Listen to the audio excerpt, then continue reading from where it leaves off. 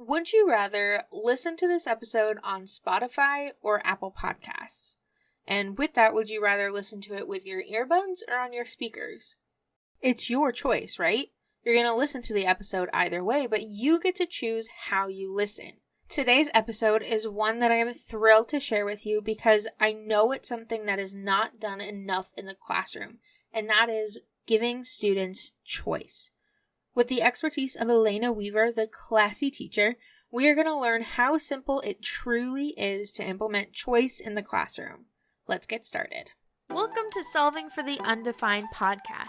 I'm your host, Johanna, founder of Miss Kuiper's Classroom, the place that equips teachers in creating a healthy math classroom where students can thrive, no matter their academic abilities. But it's not always about the numbers, and that's why I'm here, bringing you the formulas to solve your problems, math and otherwise, plus strategies on cultivating that necessary math mindset. And that's what you can count on. All right. Hello. Welcome to a brand new episode. We are here today with Elaina, and we are going to be talking about choice within the classroom. Welcome. Hello. Thank you for having me. I'm excited about this. Awesome. So, tell us a little bit about yourself. Well, my name is Elaina, like you said, and I'm sure you can tell from my voice, but I am from the South. I am from Arkansas. So, born and raised here. I've lived here all my life with the exception of a couple of years in Missouri, but have taught. That has been my one and only career other than some, high school jobs. But teaching 6th grade math right now, and this is year 17 in the classroom for me. That's amazing. All right, we're talking about choice in the classroom today. So what got you interested in providing choice for students in the classroom? I think it started, having been in the classroom for 17 years, educators, we see things come and go all of the time. And differentiation, when it was really starting to be pushed and offering our students what they need, meeting them where they are, I think that's kind of where the idea got started, and just figuring out a way to give those struggling students what they needed, and at the same time giving my accelerated students what they needed without those differences being obvious. And then just trying to figure out how to get those struggling students to try and to persevere and work through things. And I found that just giving them little choices was a huge motivator. And so from there, it's just kind of grown, and I've seen more and more benefits from doing it. That's awesome. I had a light bulb moment when you were talking because I never made the connection of choice in the classroom and it being a helper for differentiation. But now that you said that, that totally makes sense of like the correlation between it allows you to help the students who are excelling at the area as well as students who are still struggling with the concept without making it obvious of like ability grouping. Yes. And I remember one of the first, I'll call it a choice board, that I gave my students. There were different leveled problems, and I made those super easy, just basic, like naked problems, just numbers, very few points. And then the more complex those problems got, the more points they were worth. And so my struggling students could practice those very basic problems. They did more problems, but it's okay. That's what they needed. My more accelerated students maybe did fewer problems, but their fewer problems were more challenging and took just as much time for them to solve as those basic problems did for some of my struggling students. Mm-hmm. That's cool. So you're talking about points. Tell us a little bit more about that. Well, in that situation, I would, like I said, different leveled problems were worth different amounts of points. And I would basically say, okay, for this assignment, I need you to earn 10 points or 20 points or whatever it was for that problem or for that practice. And so it looked different for every single student. But I also found that sometimes my struggling students or those students that are just right there in the middle, they don't struggle, but they're not really advanced either. They would go try those challenging problems. And even if they didn't always get that problem, it stretched their thinking. And so that was a huge benefit too. Yeah, I can see that, how just being exposed to a problem that might be a little bit out of what you feel comfortable with and trying it out could be really good. Because I can see if a student who maybe wasn't confident going into it, like really excelled at it and was like, whoa, I was able to do that. The confidence that comes with that afterwards would be amazing. Mm-hmm. So, what other ways do you provide choice in the classroom? Well, I think like we're talking choice boards and assignments and problems. And I think that's what comes to most teachers' minds. And they think choice board, oh my goodness, that's so much. That's so much work. That's so much time, so much effort. But choice doesn't have to be about the problems or the practice. Sometimes it's as simple as, hey, do you want to write with a crayon today? Or, hey, do you want to use a whiteboard instead of just scratch paper? Anytime you can give them any choice, it just raises that engagement and that motivation. One of my favorite things to do, because it seems so silly to me, but my students eat it up, is I will print things on different colored paper. And then it's, what color paper do you want? You want the green one? You want the pink one? And it's the exact same for everyone, but just them getting to go get their favorite color makes all the difference in the world. I never thought about that. That's great, because that's not a lot of work on your end. It's literally putting it in the copier and making sure you have enough. That's awesome. I never thought about it that way. Exactly. You're making copies anyway. So just, change up that paper a little bit and goes a long way. Yeah. I was reading this book a couple years ago. I think it's called Engaging Students with Poverty in Mind. It's by Eric Jensen. And I work at a Title I school, and so we're taught certain strategies of how to engage students who come from traumatic backgrounds, or who are living below the poverty line, just like students who don't have the quote unquote typical experience that we might think of when we think of a kid in school. And one of the things that he pushes is just like what you're talking, is providing choice in the classroom, specifically like, would you rather write with a pen or a pencil, or would you like to write with a crayon or do it on a whiteboard?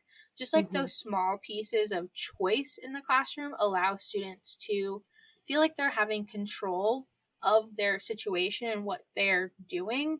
Because a lot of students who have a poverty background, they don't always feel in control of their life, and it allows them to feel in control in a situation where they might not have otherwise. Exactly. I just think our students sit in a classroom 8 hours a day. And at our grade level, they're sitting in multiple classrooms under multiple teachers. And that's a whole lot of time to sit and be told what to do and not have any say in what your day looks like. And so anytime we can give them the simplest of choice to, like you're saying, make them feel like they are in control, just to me, like that's my classroom management. I don't feel like I need a lot of tricks, and I don't need a dog and pony show, because giving them that choice and letting them have control is enough to motivate them to do what I need them to do. Exactly. So we're talking more about like the benefits of choice. What are some other beneficial things that come from giving choice to students? One of the biggest ones I've seen, especially for math, is encouraging them to persevere and to keep working through problems when they're struggling. I know when the 8 standards for mathematical practice started being pushed, that was one that I was just like, how do I motivate these students who are not intrinsically motivated? What can I do when it gets hard to get them to keep going? And so when I give them choice, especially with what I use a this or that choice board, I have seen time and time again where my students will start solving a problem and they will get stuck. It's okay, because they've got another one they can try. And so they'll jump to that other problem and figure it out and then go, okay, I think I understand this now. And they go back to that original problem and try it again. Whereas before, I feel like they would get stuck and just give up and move on and never come back to that one. So the choice board specifically, I feel like just kind of help them gain confidence, which helps them push through when they're struggling, because it's not I have to do this particular problem. It's more, I got to figure out this concept. I have to figure out, a strategy that will work. And that seems to be less intimidating than one specific problem that they have to solve. Yeah, I like that, the this or that. Because then it's like a set amount of problems and they get to choose either side. I think I saw you post about it. It was either a reel or a story on Instagram about that. You had like a this or that and like problems on either side. And I thought that was cool. Yes, that is one of my favorite choice boards, because it's things like our students typically don't love fractions and they get really scared when they see fractions on their paper. And so the this or that, they're going to do a problem with fractions in it. But again, it's that now they have a choice whether they do this one or that one. And so I don't know, it's just less intimidating when they get to have some choice in which one they do. Cool. I want you to tell me if this sounds like you. You want your students to feel successful in the math classroom. You're tired by the lack of effort some students give, and you have no idea how to fix it and help students be better successful in math. If any of those sounded like you, I want you to imagine how it would feel to see your students working together on challenging math problems without giving up, or hearing mathematical discussions as your students collaborate. That would be the dream, right? Well, I'm here to tell you that it is possible. How do I know? Because I've done it. And now I want to teach you to do the exact same thing in your classroom. So I proudly introduce you to Chaos to Community. In this course, I'll teach you 3 main things. 1, how to build community in as little as 2 weeks. 2, utilize groups to further student success. And 3, how community can foster better math understanding. Sounds good, right? So head on over to the show notes, click on Chaos to Community, and sign up today. Hope to see you in there. So we've talked about choice boards. We've talked about having like point systems on a paper and like choosing enough to get to like 10 or 20 points. And we talked about this or that. Are there any other like material type choice activities that you use in the classroom? Biggest choices that they get, sometimes it's even with their seating. If it's they need to sit at the back of the room so they can stand up to work, or they want to sit in the floor to work, some things like that. I just try to think, I think as teachers, we all have our non-negotiables, things that just, this is the way it's going to be, whether that's coming from your district higher up, or that's just your preference. Like, I can't function unless this happens. We all have those non-negotiables. And so I just try to think about, okay, what is going on in my classroom that is not a non-negotiable? Where can I compromise? Where can I give a little to give them choice? And so it is things like what they write with. I know it's an unpopular opinion for a math teacher to have. I actually prefer that they don't write in pencil, just because they can erase their thinking when they write with a pencil. That's harder to do when they write with a pen or a crayon or colored pencil or whatever. And so things as simple as, what they write with, scratch paper or whiteboard. And there are times where it's not even an official choice board. It's just an assignment. And I will say, okay, there are 5 problems. I want you to do 3 of them. You pick which 3. Or I want you to do either the evens or the odds. You don't have to have an official choice board to give our students choice. That's good. One other thing I do that has really become a favorite is we've all had our students raise their hand and say, is this right? Did I do this correctly? And so one of the things I've started doing to try to teach them independence and still give them choice is I will tell them, okay, I will check 2 problems or 3 problems, however long, the assignment is. And I will tell you if they are correct or not. And then it's up to you, if I tell you they're not correct, to go back and figure out which one. But that also kind of gives them some relief when they are struggling with a problem, because they know, okay, this is gonna get checked before I turn it in. And Mm-hmm. so this one, I don't have to stress over whether it's right or not, because I'm gonna know before I move on. Yeah. And it helps like that confidence of like, I know that this one is correct, and so I can use it as like a baseline of for the next problem if you're doing a worksheet or Yes. something that has a bunch of like the same type of problems. Yes.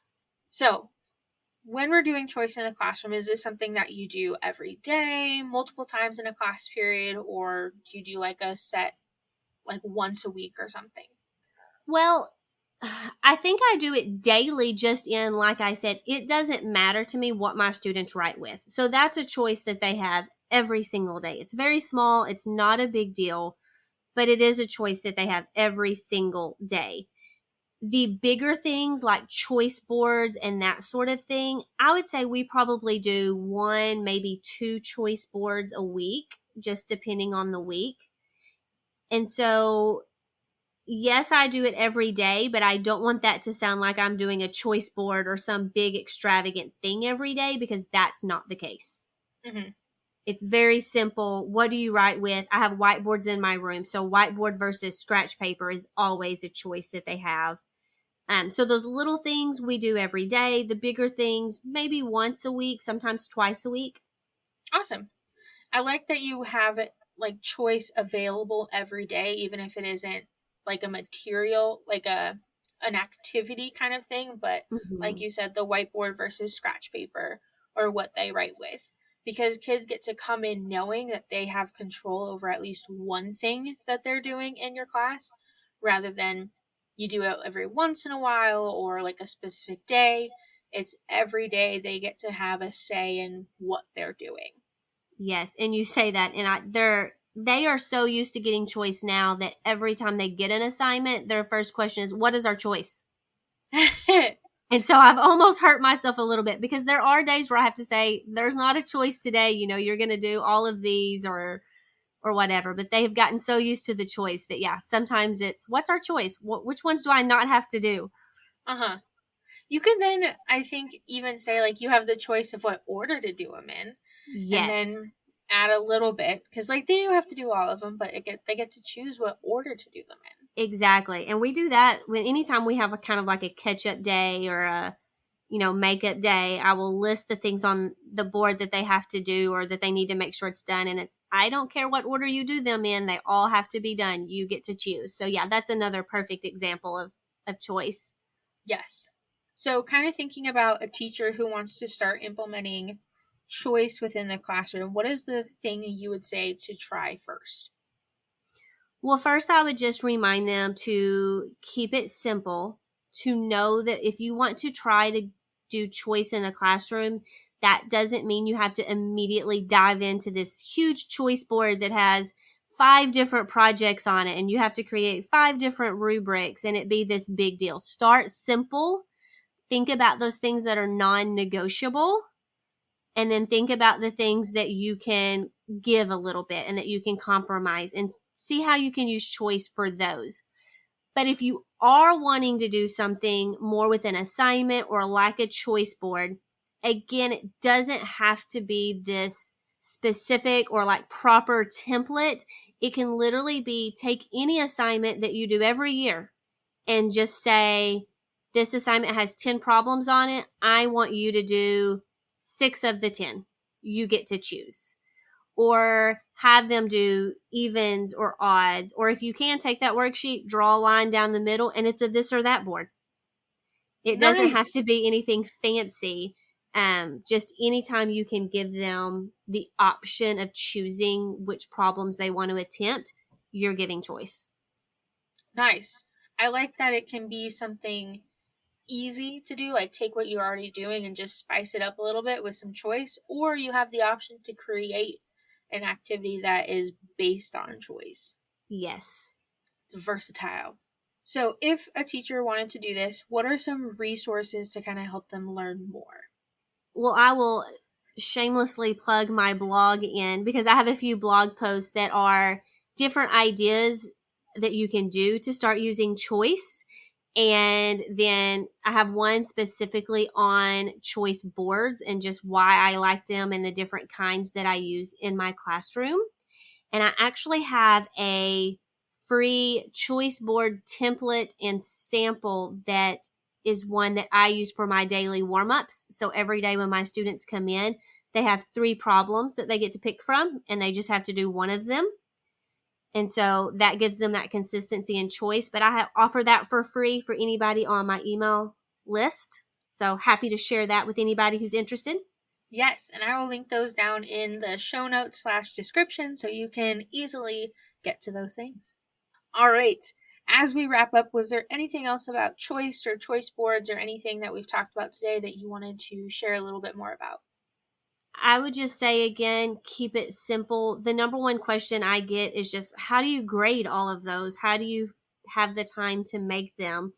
And again, choice doesn't have to be some huge choice board with all of these different options. Although that is choice and that's great. I'm not knocking that. And I do that sometimes, but it's not the only choice for giving choice.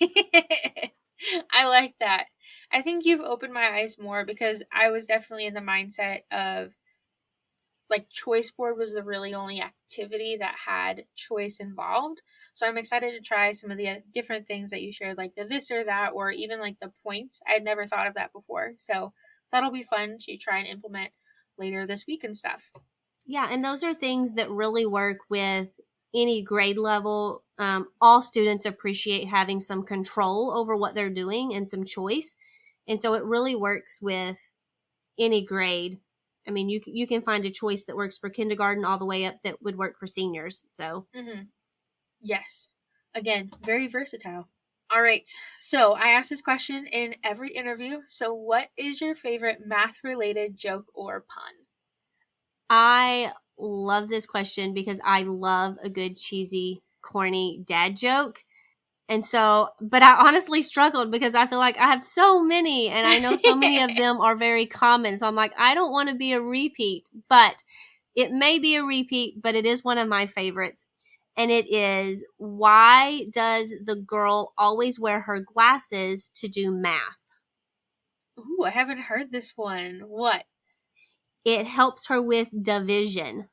Oh my goodness. That is awesome. I can't believe I've never heard that one before. I'm so glad you haven't heard that one. I looked and I was like, oh, I don't want to be a repeat. So definitely not a repeat. That's for sure. Well, good. Awesome. So can you tell us where people can find you on socials and stuff? Absolutely. So on Facebook and Instagram, it is The Classy Teacher.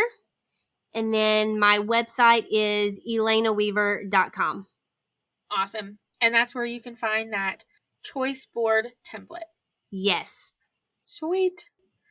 All right. Well, thank you so much for spending time with us and sharing your expertise about choice in the classroom. Thank you. This was fun. Good. I'm glad to hear that. All right. Have a good day. You too. Bye. Thank you so much for tuning into today's episode. To find all the links and resources to things talked about in this episode, head on over to MissKuipersClassroom.com and click on podcast.